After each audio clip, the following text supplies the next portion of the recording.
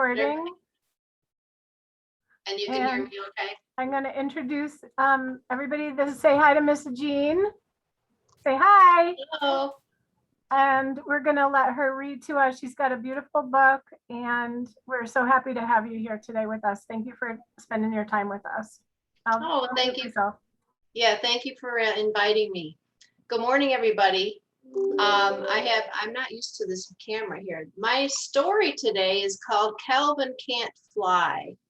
Now, Calvin was a bird, and birds need to fly, right? So we're going to read a story how Calvin overcame that and had some help from all his friends. So this is written by Jennifer Berne, and the illustrations or the pictures are by Keith Bendis. Look at those birdies. All right. Calvin Can't Fly. This is the story of a bookworm birdie. Calvin is a starling. He was born under the eaves of an old barn with his 3 brothers, 4 sisters, and 67,432 cousins. Starlings have very big families. Right from the beginning, Calvin was different. Right from the day all the little starlings tumbled out of their nests to discover the world. Charlie discovered worms. Adeline discovered grass. Clement discovered dirt. And Aubrey discovered water. And Calvin discovered a book. While all of Calvin's cousins chased beetles, bugs, and ants, Calvin was learning to read letters, words, and sentences. At night, his cousins dreamed of eating insects and picking garbage, but Calvin dreamed of adventure stories, legends, and poetry. He even dreamed that someday he'd be a great writer himself. On June 1st, when all the little starlings lined up for flying lessons with their teacher, Mr. Wingsted, Calvin was nowhere to be seen. Where is that bird? Actually, Calvin was in the library. As the other little starlings were learning to swoop and hover and fly figure 8s, Calvin buried his beak in the books, and there his mind soared. Calvin read about pirates and cavemen, volcanoes and rainbows, whales and dinosaurs. Calvin especially loved the dinosaurs. He learned how the planets circle the sun, what makes the wind blow, and amazing facts like how caterpillars can grow up to be butterflies. His books took him to places wings never could, and his heart fluttered with excitement. Calvin's cousins called him names like Geeky Beaky and Bookworm. And when you're a bird, being called a worm is a very bad thing. Calvin ruffled his feathers and mumbled, "Oh, how the wounding words of scorn do sting." And then he sadly waddled back to the library, the only place where he was happy. And so he spent all summer reading, learning, and absorbing everything his little starling mind could. Until the first leaf turned orange and fell to the ground. The fall winds sent a chill through the old barn. Summer's nest blew to the floorboards. It was time to head south. His cousins warned him, "Calvin, you better learn to fly. In a couple days, we've got to be out of here." Calvin said, "Ah, yes, migration. I read about that." His sister asked, "Calvin, can you fly?" Calvin had to admit he couldn't. All the other starlings took off in a giant formation, but Calvin could only stand and watch. A big lonely tear rolled down his cheek. Calvin turned and trudged back toward the old barn. He was so upset he didn't even notice his brothers and sisters and cousins were coming back to get him. All of a sudden, they were tying up Calvin's middle with string and scraps of cloth they had found in the garbage. They grasped the other ends with their beaks, and off they flew with Calvin, somewhat embarrassed, safely in tow. He's a little bit upside down, but he's safe that way. For days and days they flew. Calvin recognized the rivers and the mountains he had read about all summer. Excitedly, he pointed them out to his brothers, sisters, and cousins, but the other little starlings just flapped their wings and headed south. Soon there came a day when the winds blew especially hard. The trees bent sideways and the leaves were scattering wildly. Flying became harder and harder. The air had an odd smell to it, and it was the smell of danger. Calvin remembered back to his favorite weather book and warned the rest of his family, a hurricane is coming. All his brothers and sisters and cousins asked, "What's a hurricane?" "Ooh, black clouds." Calvin explained as quickly as he could, "We need to get out of the path of the violent wind, which is storming up the coast at a tremendous speed and won't diminish till it encounters large stretches of landmass." They had no idea what Calvin was talking about, but they had to admit it did sound real. So the flock made a loop-de-loop left, a dipsy-doodle right, and dove into the cave. They did everything Calvin told them to do. To their amazement, a great storm did blow across the land. It thundered over the mountains and it roared through the villages. It smashed and crashed, rumbled and raged, just as Calvin had predicted. The whole big starling family gathered together, watching in fear and awe. The storm finally ended. The sun came out in the sky and the starlings came out of their cave. They were safe and sound, all because of Calvin. They celebrated with a great starling party in honor of Calvin. They ate big juicy worms and yummy crunchy beetles. They danced and sang songs about how Calvin had saved their lives. They toasted Calvin with acorn caps filled with fresh, clear mountain water.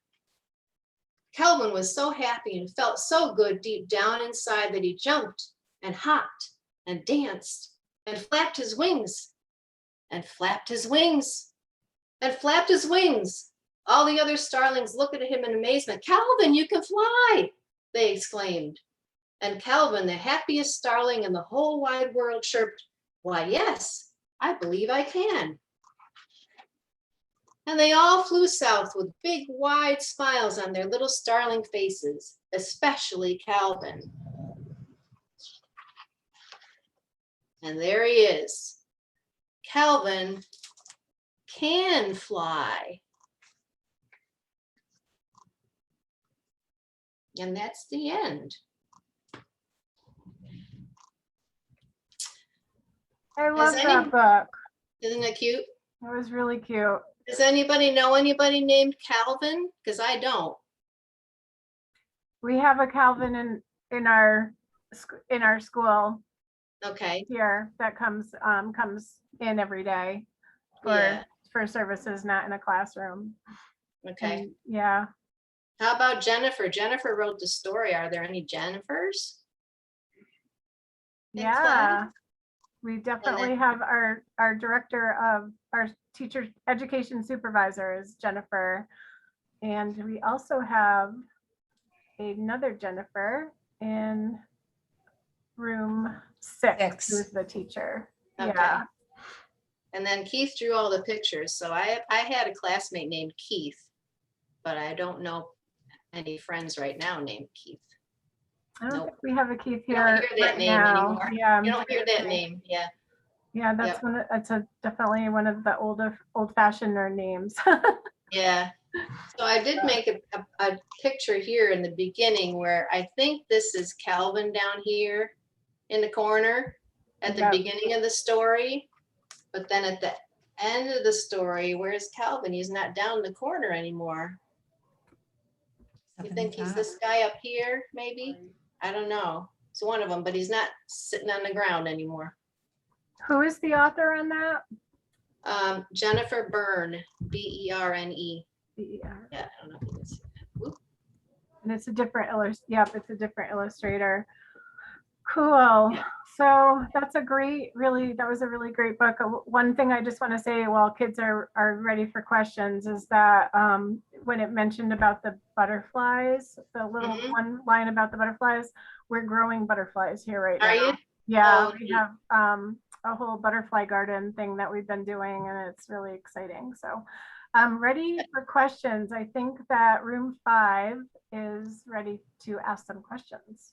So go ahead, Okay. Rebecca, Jill, whoever's there. Room 5, are you ready? They're there. They're there. Yeah. Hi, we're room 2. We just wanted to say thank you. Oh, you're welcome. So many questions, but we love Secret Reader. Thank you. Hi, Patty. Thank you. Have a good day. Thank you. Great. Room 5, are you there? You're not muted. From my, I could see that you're not muted.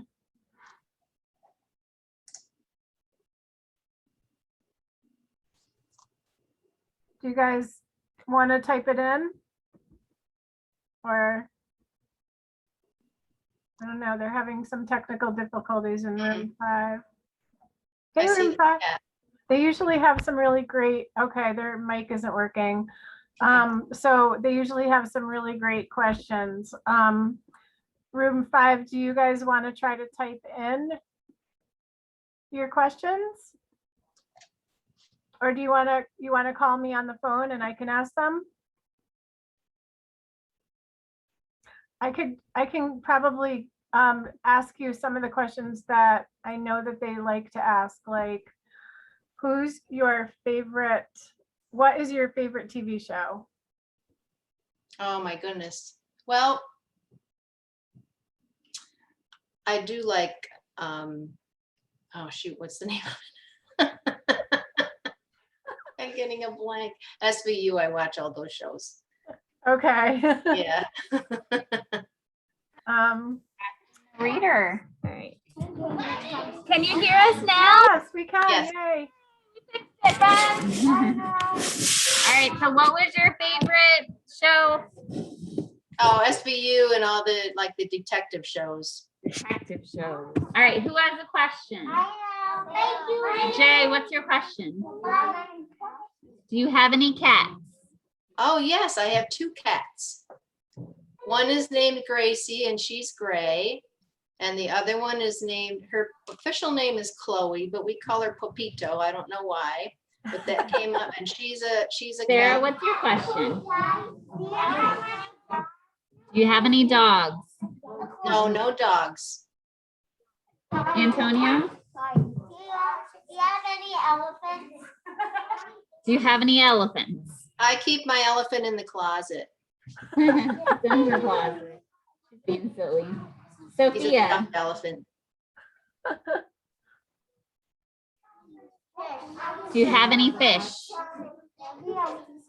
The only fish I have is frozen in my freezer. So I don't have a real fish for a pet, no.